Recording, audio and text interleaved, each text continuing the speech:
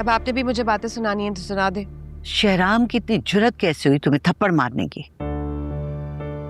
सब फरियाल की वजह से हुआ है। आप देखें, मैं इसको बर्बाद करके रख दूंगी। फरियाल का भूत अपने दिमाग से निकाल दो। अब दानिश के साथ शादी की है ना, तो अब अच्छी तरह से गुजारो। क्या जरूरत थी उन दोनों के सामने इस तरह आने की? आपको इससे क्या? तुम्हें अंदाजा भी है कि पूरे खानदान में कितनी बातें बनाई जा रही हैं? भाड़ में जाए खानदान और उनकी बातें, मुझे कोई परवाह नहीं। तुम्हें नहीं है, मुझे तो है ना। किसी की इतनी हिम्मत नहीं थी मेरे सामने इस तरह बात करने की। आज ये हिम्मत तुमने दी है लोगों को, जिस तरह सिद्रा ने मुझसे बात की है। मामा, आप अपनी जिंदगी गुजारें और मुझे मेरी गुजारने दें। जीनिया,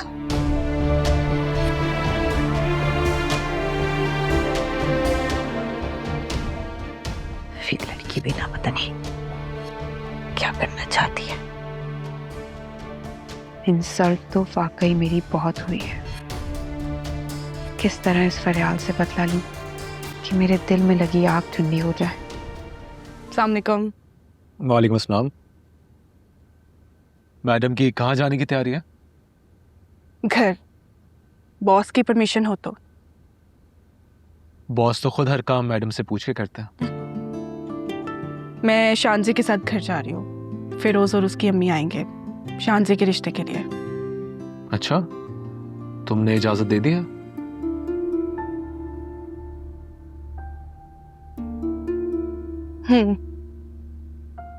मैंने उसे कहा है कि पहले अच्छी तरह से अपनी अम्मी से कंफर्म कर ले, और दूसरी बात यह है कि शानजी भी उसमें इंटरेस्टेड है, तो मैंने ओके कह दिया। मिले बगैर ही उन्हें मना कर दिया तो शान से बहुत हर्ट होगी।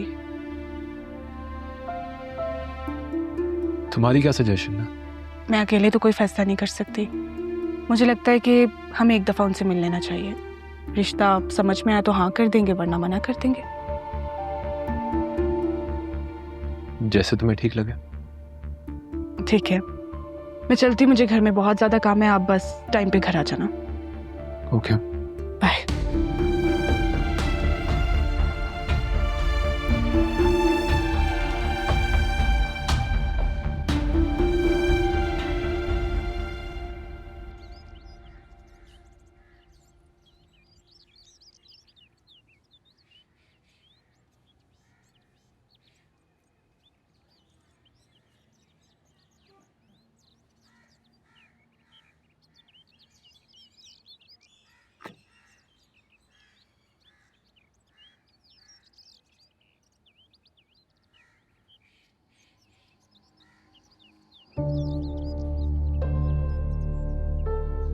यास्मीन कहाँ चली गई?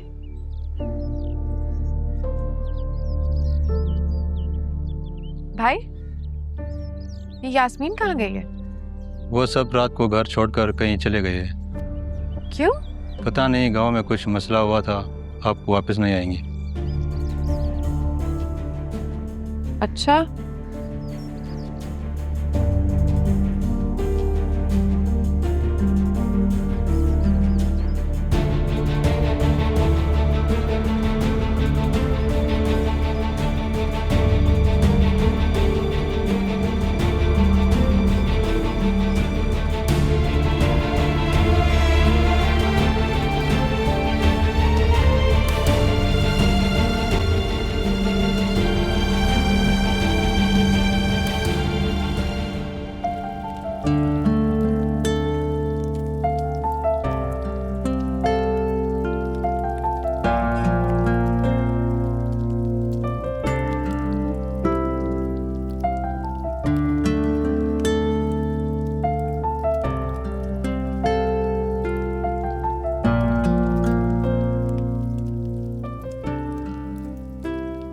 सॉरी बेटा, तुम पर इतना काम पड़ गया।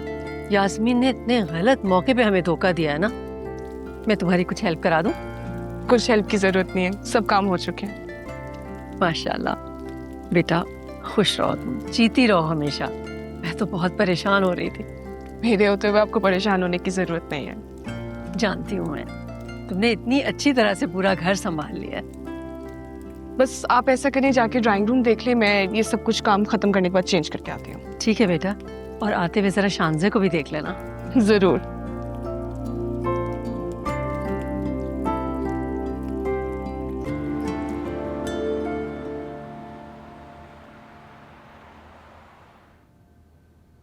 अस्सलाम वालेकुम। अस्सलाम वालेकुम बहन, आइए आइए। अस्सलाम वालेकुम बेटा।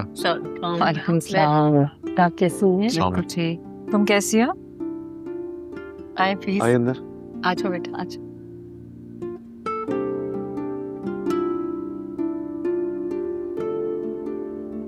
बैठिए।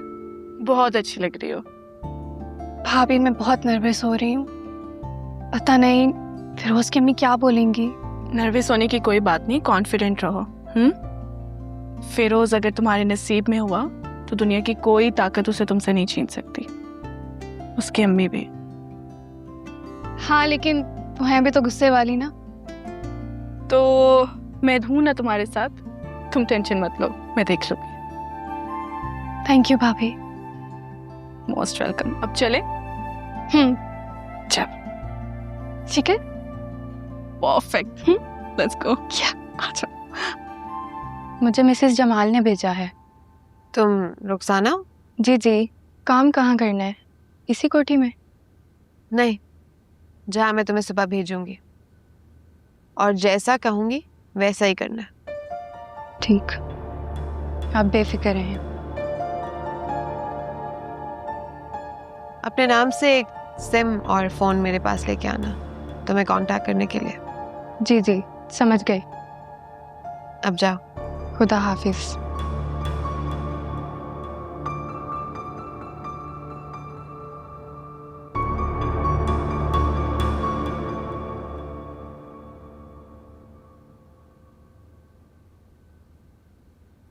अच्छा बेटा, तो जॉब के अलावा और कुछ करती हो? आई मीन कुकिंग वगैरह? पहले करती थी, अब नहीं। पहले कब? शादी के बाद। तुम्हारी तलाक क्यों हुई?